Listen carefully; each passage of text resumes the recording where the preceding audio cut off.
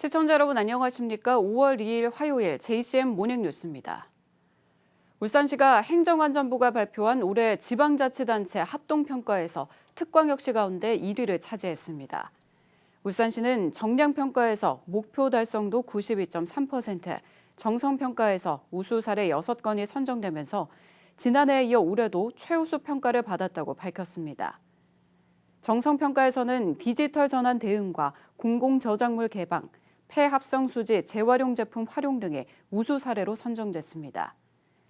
울산시는 지난해 포상으로 받은 특별교부세 12억 원보다 올해 더 많은 재정적 인센티브를 받을 수 있을 것으로 기대하고 있습니다. 청년 전세대출 제도를 악용해 사기 행각을 벌인 20대에게 실형이 선고됐습니다. 울산지법 노서영 부장판사는 사기 등의 혐의로 재판에 넘겨진 20대 A씨에게 징역 3년 6개월을 선고했습니다. A씨는 지난 2021년 10월 일당 3명과 함께 경기도 수원시의 한 빌라를 임차한 것처럼 허위 계약서를 꾸며 은행으로부터 1억 원의 대출금을 타내는 등 3차례 대출 사기로 3억 원가량을 받아챙긴 혐의를 받고 있습니다. A씨는 또 인터넷 중고거래 사이트에 명품 가방이나 게임머니 등을 판다고 속여 6명으로부터 300여만 원을 가로챈 혐의 등도 받고 있습니다. 찬반 논란이 이어졌던 민주시민교육조례 폐지 조례안이 어제 울산시의회 본회의에서 의결됐습니다. 조례안 폐지를 반대하는 의견이 나오면서 표결에 붙여졌지만 야당 의원 한 표로는 조례안 폐지를 막는 데 역부족이었습니다. 보도에 김나래 기자입니다.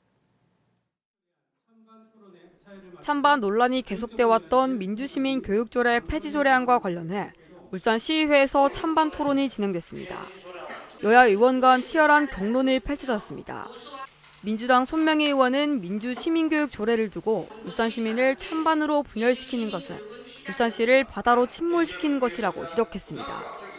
손 의원은 김두겸 울산시장이 조례안을 수정하고 보완해 정치 중립적인 민주시민교육을 제대로 시행해야 한다고 주장했습니다. 국민의힘 의원님들과 김두겸 시장님께서 진정한 정치 중립적인 민주 시민 교육을 제대로 시행해 주실 것을 강력히 요청합니다. 반면 폐지 찬성 입장에선 국민의힘 권태호 의원은 해당 조례가 2020년에 제정됐지만 계획 수립과 위원회 구성 등을 제대로 하지 않았다고 비판했습니다. 또 이미 울산시가 시행하고 있는 조례의 내용과 유사하거나 중복된다며 폐지를 주장했습니다. 평화통일교육 활성화 조례 등 현재 울산광역시 조례 중 민주시민교육의 내용과 유사하거나 중복된 성격의 교육을 명시한 조례가 무려 12개나 됩니다.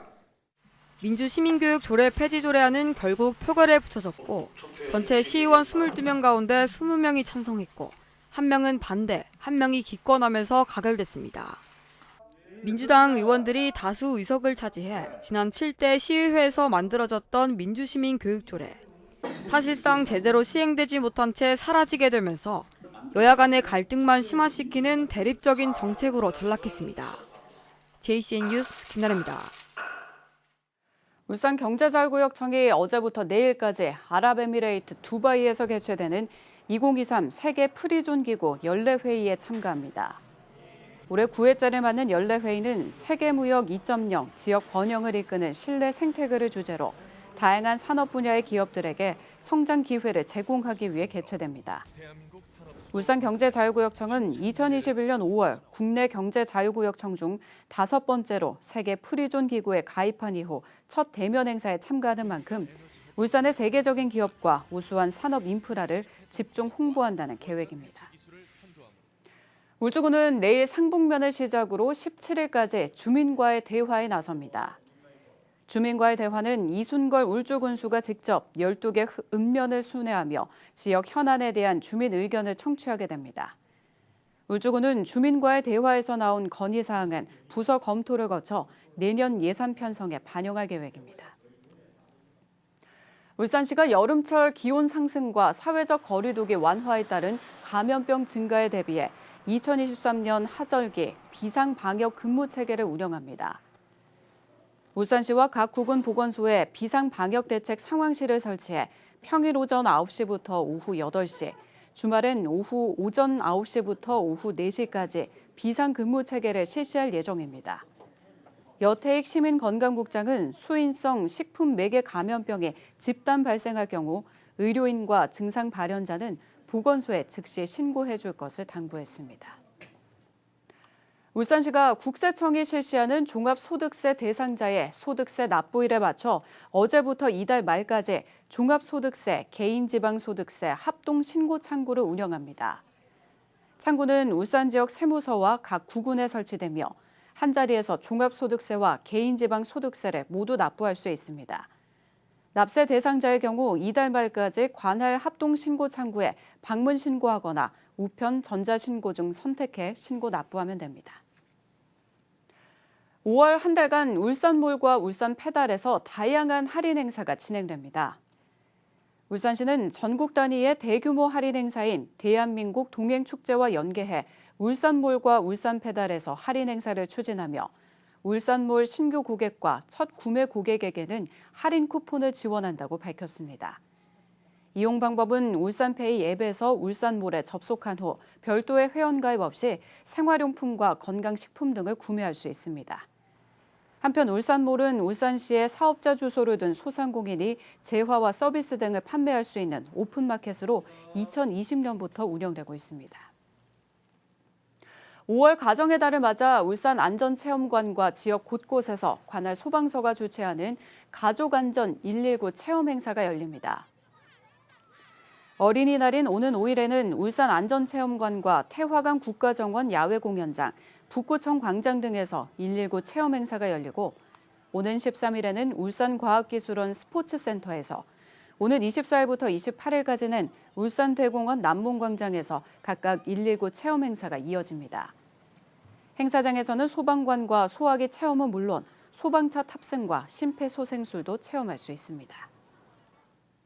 중구청이 두꺼비 찻길 사고 예방을 위해 장현저류지 일대에 두꺼비들의 이동을 유도하는 임시 울타리를 설치했습니다. 중구청은 두꺼비들이 안전하게 이동할 수 있도록 지난달 27일 장현저류지 일원 195m 구간에 이동유도 임시 울타리를 설치하고 어제부터 6월 30일까지 장현저류지와 장현천 사이 차량 통행을 제한할 예정입니다. 한편 황방산에 서식하는 두꺼비들은 매년 2월에서 3월 장현저류지로 내려와 산란하는데 올해는 3월 9일 장현저류지 수문 외부에서 두꺼비 알이 최초로 발견됐습니다. 남구청이 소상공인의 자금난 해소를 위해 2023년 소상공인 경영안정자금 300억 원을 지원합니다. 소상공인 경영안정자금은 금융기관과 신용보증재단과의 협약을 통해 지역 내 소상공인에게 융자를 지원해주는 사업입니다. 신청은 오는 10일 오전 9시부터 울산 신용보증재단 홈페이지를 통해 선착순으로 진행되며 지난 4월엔 1차 소상공인 경영안정자금 150억 원을 9월에는 2차로 150억 원을 공급할 예정입니다. 중구 순모 생태공원이 새로운 모습으로 시민들을 찾아갑니다. 순모 생태공원은 시설이 노후되면서 안전 문제 등이 제기돼 왔으며 이에 중구청은 사업비 6억 원을 들여 1월부터 4월까지 산책로 171m 정비 사업을 실시했습니다.